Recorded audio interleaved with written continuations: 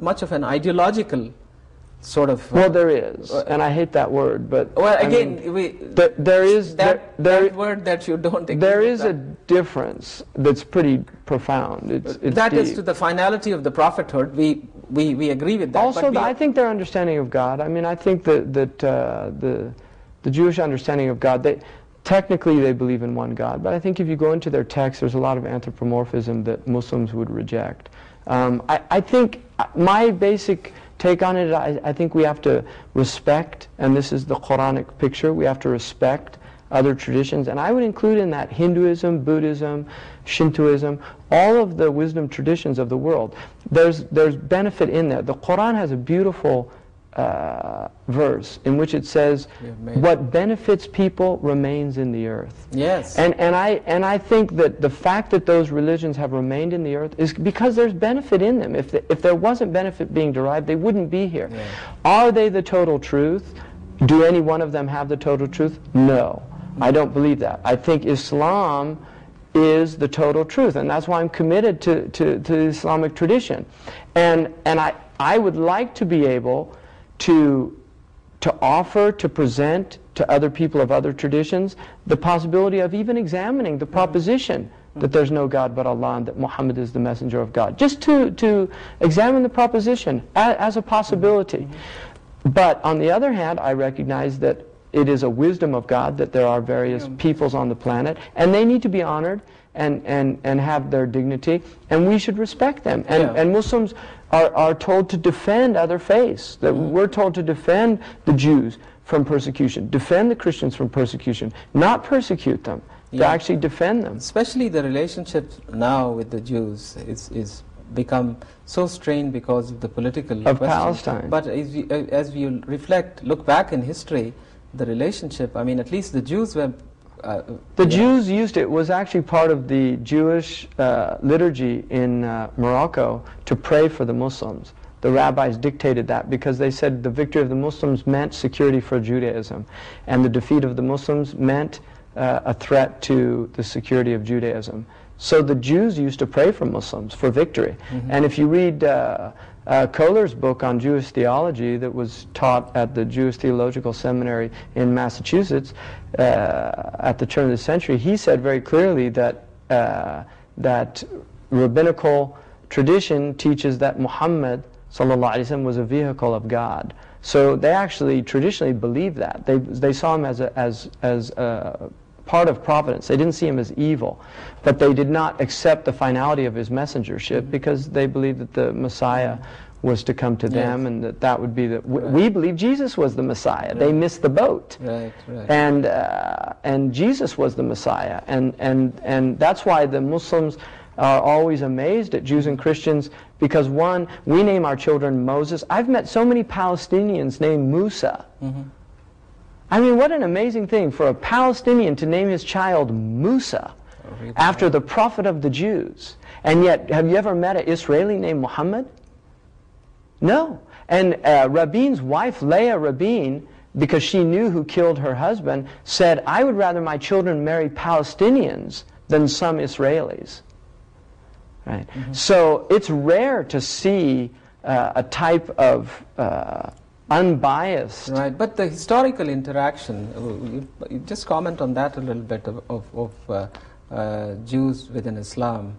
How do you see it, or what is your reading on that? Well, if you look historically, there are some black periods, but I think in relation to the overall tradition, the Muslim record of the treatment of Jews is extraordinary. It really is. It is extraordinary. The few black periods that existed were always condemned by scholars. The brave scholars like Sidi Ahmed Zarruq from Morocco, when the Watasid kingdom began to persecute the Jews because of the positions that they had achieved during the Marinid period, Beni Marin. They had become ministers, and the Watasiya, who were ministers of Beni Marin, they actually overthrew the government, claiming that they'd let the Jews get too powerful. Sidi Ahmed Zarruq was the only mufti of Fez, the legal jurist, that refused to go along with that, and said the Jews are people of dhimma, we have to protect them, their synagogues are protected. So you do have some black periods, but they were condemned by the righteous scholars, and history has testified that the righteous scholars were on the right side. When Spain fell, where did the Jews go? They went to Morocco and they went to the Ottoman Empire. The Ottoman Empire built for them synagogues. There are synagogues to this day in Bosnia that were built by Ottomans. I mean, this is the way the Jews were treated in the Muslim world. For 2,000 years, almost 2,000 years, they were persecuted by the Romans and the Christians. And yet the Muslims have an extraordinary record. And the Jews that I have met, and I've met some very upright and honest Jews that will testify to that truth. I had a professor at San Jose State University, Mira Zuzman, who is a Jewish woman. She's an anthropologist, and she said that she owes her existence to the Muslims because she's a Sephardic Jew, and it was the Muslims that protected her people to flee from the Inquisition. So there are Jews that will recognize that. And in this country, some of the most vociferous voices now against the Israeli aggression, against the impoverished Palestinian people, are Jewish people. And that's the truth. I mean, the Pacifica Radio is one of the few radio stations where they really do talk about what's going on in Palestine and explain the aggression. Most of these people are of Jewish background. People like Dennis Bernstein and these people, they're Jewish people. And to see these people as evil, to demonize them, is just, it's a terrible thing. It's a horrible thing. Muslims, anti-Semitism, there's no room for anti-Semitism in Islam. Yeah. No, but I think some Muslims somehow or the other go back to the Quran and validate their craziness of never trusting the Jews or hating the Jews or fighting them or killing them. I mean, what sort of authority do they have to do that? Well, there are definitely verses in the Quran in which the Jews are condemned. But there are verses in the Bible where the Jews are condemned. The Jews condemn themselves in their own book. They talk about how they treated their prophets, and that's exactly what the Quran is doing. It's confirming the Bible. And in fact, that's a testimony to the honesty of the Jews in relating their tradition, because they do say they did terrible things to their prophets. And so the Quran condemns that and tells them the way you redeem yourselves is accept the prophets and accept the final prophet. So that's a message to the Jews. But on the other hand, the Quran leaves that option open to them. If you don't want to accept the Prophet, not only can you live under us, but we will protect you. And not only that, Muslim men are given the right to marry Jewish women. Now, how can a religion that considers every Jew evil permit a Muslim man to marry a Jewish woman, to love that woman, because the Quran says the whole purpose of marriage is rahma and mawadda, is mercy and love. So if you have a Jewish wife, you're supposed to show love and mercy to her, and vice versa. And she's going to raise your children. And in Islamic law, if there's a divorce, the children are raised by the Jewish mother.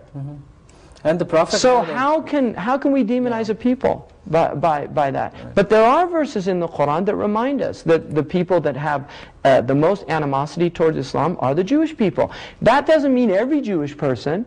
The Quran speaks in generalizations. The occasion of the Prophet's own experience. Also. But we can see clearly that there are Jewish elements within the media. Every Muslim feels the sting and arrows of these outrageous attacks by media that is often biased, and they have an agenda. There's no doubt about that, and I don't think, again, it's a conspiracy. I mean, I just look at the people writing the news articles. But on the other hand, you also have Haaretz, which is a Jewish newspaper. Haaretz in Israel condemned the F-16 bombings in editorials. Condemned the Israeli government for using F-16s. So I think within the Jewish community... Within the Quran, though, there is also mention in an honorable way of people of the book. People of the book, there's a verse in the Quran that says if you trust them with... there are people amongst the people of the book, if you entrust them with a little bit of wealth, you have to keep on them to make sure you get it back. But there's others, if you give them a whole bunch of wealth, they'll be trustworthy with it, which indicate they're human beings. Yeah. There's good people and bad people. Well, on that note, thank you. We've had a roundabout around the Muslim world and world of ideas, and hopefully we'll come back. All right. Well, talk to you thank again. You for having me.